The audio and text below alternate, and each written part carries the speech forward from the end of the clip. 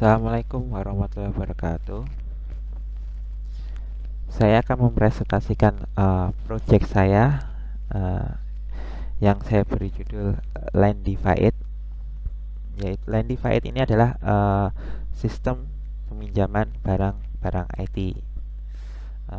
Moto dari aplikasi ini adalah kelola inventaris dan peminjaman peralatan IT dengan mudah. Jadi uh, dengan adanya aplikasi ini diharapkan pengelolaan inventaris dan peminjaman peralatan IT akan semakin mudah dan transparan. Kemudian masalah dan tujuan Lendify ini dibuat. Untuk masalah yang pertama, pencatatan peminjaman barang IT selama ini masih manual. Yang kedua, kesulitan dalam pelacakan inventaris barang-barang IT yang dipinjam. Jadi kadang kita lupa nyatet, jadi lupa juga siapa yang minjem tadi ya gitu. Adapun tujuan untuk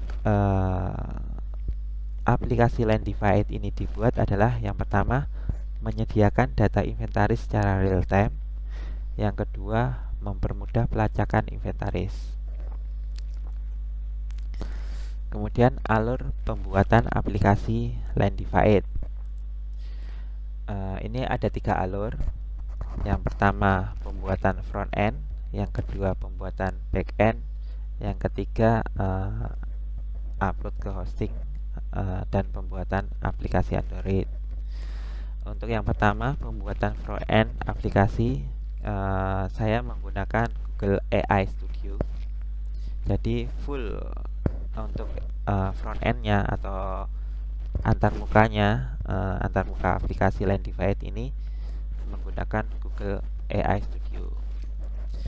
Yang kedua pembuatan backend. Backend ini adalah database dari aplikasi front end yang kita buat dari Google AI Studio ini. Kita memerlukan database, jadi kita buat database. Jadi database ini yang namanya backend dari suatu aplikasi. Kemudian setelah database terbuat, kita coba di localhost dulu. Setelah di localhost oke, kita akan upload ke hosting web dan kita buatkan aplikasi Androidnya. Itu tujuan akhirnya, yaitu web dan aplikasi Android. Nah, alur yang pertama tadi yaitu pembuatan front end. Pembuatan front end dari aplikasi Lendify ini saya menggunakan full Google AI Studio. Dari Google AI Studio ini saya masukkan from ini. Ini adalah from awalnya. Jadi setelah ini ada from lagi. Saya lupa fromnya apa, jadi nggak kecatat. Jadi setelah tampil nih aplikasinya yang dibuat dengan from awal ini, kita tambahkan lagi dengan memasukkan from baru agar tampilan Lendify-nya lebih sempurna. Nah, hasil akhirnya seperti ini. Kita klik ya. Nah, hasil akhirnya seperti ini. Jadi ini di Google AI Studio. Ini tampilannya seperti ini. Misal kita pinjam, kita masukkan nama divisi TK, misal kita pinjam, dia akan tampil di kita full screen ya, di bawah pinjam. Oke, ada di sini. Nah, di ini ada kategori, tanggal barang ini dibeli sama nama peminjam. Ini ada keterangannya, ini nama barang. Ini ada menu kembalikan dan edit peminjam. Di sini ada untuk mencari pencarian dan sort atau pengurutan nama barang. Nah, ini tampilannya seperti ini. Kemudian ada menu peminjaman. Nih, tadi langsung masukkan nih di lewat peminjaman nih oleh tadi saya masukkan nama Andi dari TK, dipinjam tanggal ini, dikembalikan belum karena status masih dipinjam. Ini ada manajemennya, penambahan barang, sama kategori, ada ekspornya juga, formatnya CSV. Ini ada laporannya, bisa kita buat seperti ini. Datanya, ada grafisnya, ada riwayat transaksi secara rinci. Ya, seperti ini. Ada ekspor PDF juga dan print. Ada menu pencarian, misalnya kita klik Andi, dia akan muncul seperti ini. Kita bisa kembalikan di sini atau di depan tadi. Misal klik kembali, dia statusnya akan berubah menjadi selesai, dikembalikan. Oke, ini seperti ini untuk aplikasinya.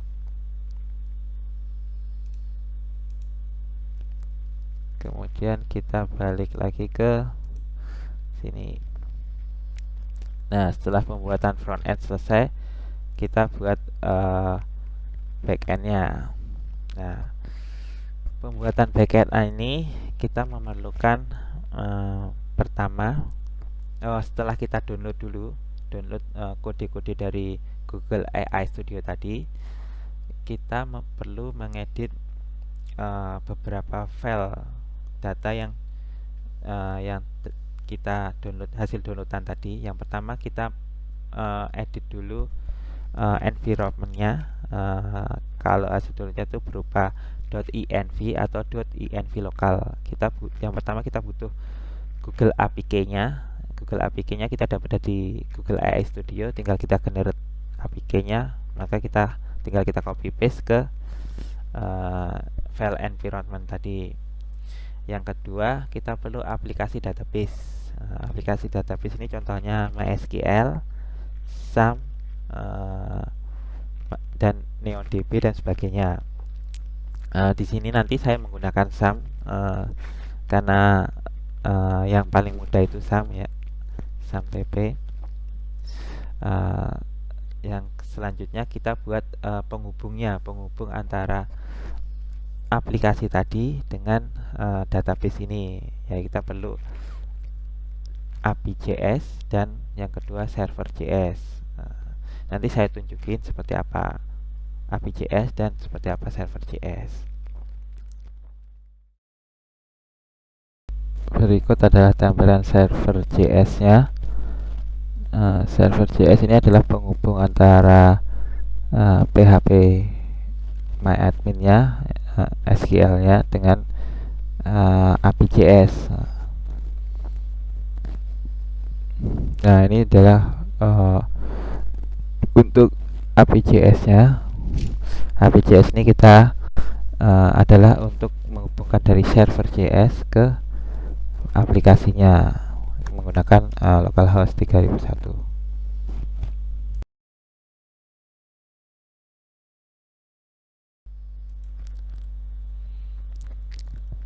Selanjutnya, setelah semuanya lengkap, kita terapkan di localhost. Kita uji coba di localhost.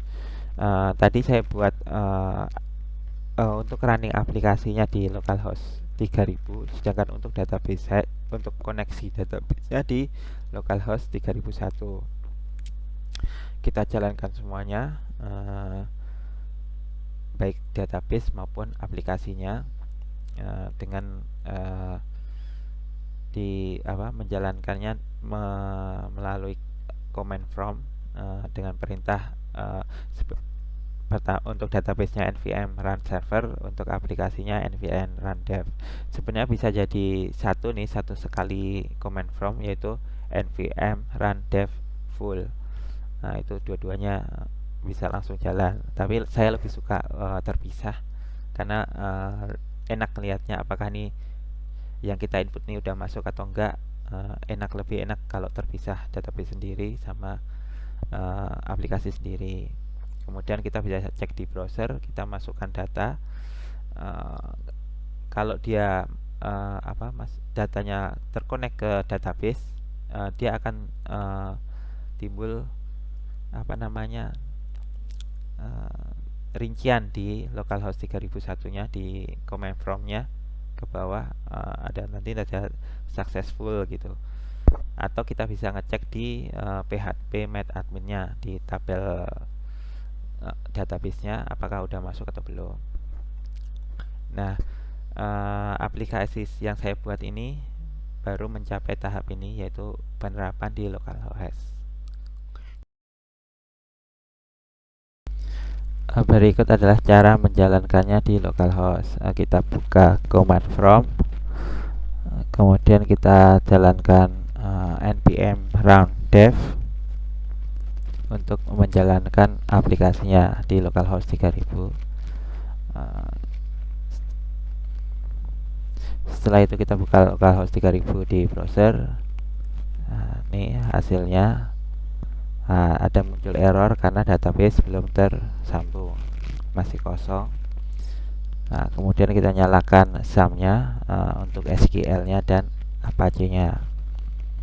Kemudian kita buka PHP My Admin. Kita menuju ke tabelnya. Kemudian kita buka lagi command prompt dan kita jalankan database-nya di localhost 3001 dengan perintah npm run server.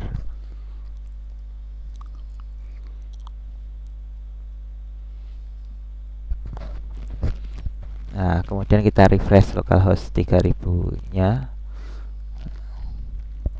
Nah, data sudah muncul dari database-nya. Artinya database di PHP My Admin sudah terkoneksi dengan aplikasi Landify-nya. Nah, tinggal kita uji coba aja di situ. Kita cek di database-nya masuk atau enggak gitu. Harusnya udah masuk karena sudah terkoneksi. Nah, ini udah masuk kan database-nya.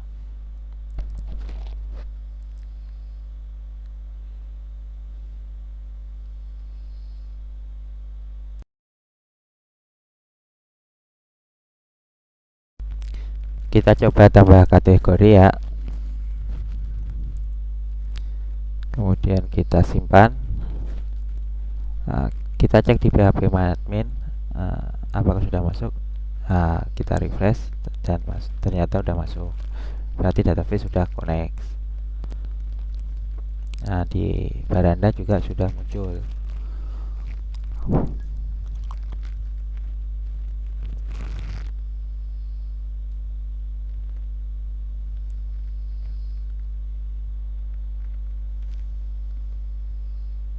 Kita coba isi pinjam. Kita pinjam barang, kita isi nama, unit, kemudian kita pinjam sama tanggal, durasi peminjamannya kita rubah. Kita isi. Data sudah masuk dan di tabel loalnya juga sudah masuk.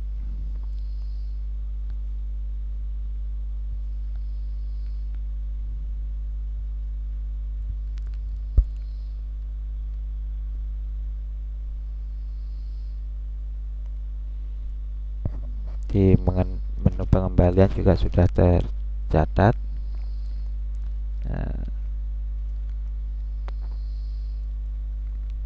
Di laporan juga sudah tampil.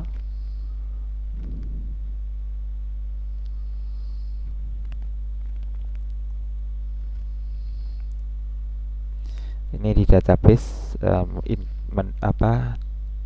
kolom pengembalian belum masih 0 ya, karena belum dikembalikan. Sekarang kita coba kembalikan.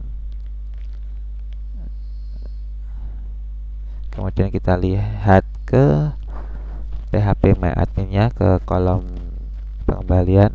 Ini masih 0, kita refresh dulu. Nah, sudah tercatat di PHP My Admin. Artinya database sudah terkoneksi dengan baik dan benar. Ini aplikasi untuk localhost-nya seperti ini, sudah selesai, sudah terhubung antara front end dan back end. Kita tinggal upload ke hosting. Untuk alur yang terakhir yaitu upload ke hosting, nanti akan berupa web ya, website Lendify dan Android ya, berupa APK Android yang bisa di-download di Play Store. Belum sampai tahap ini untuk aplikasi saya, tapi untuk mengupload ke hosting, tidak semua hosting mendukung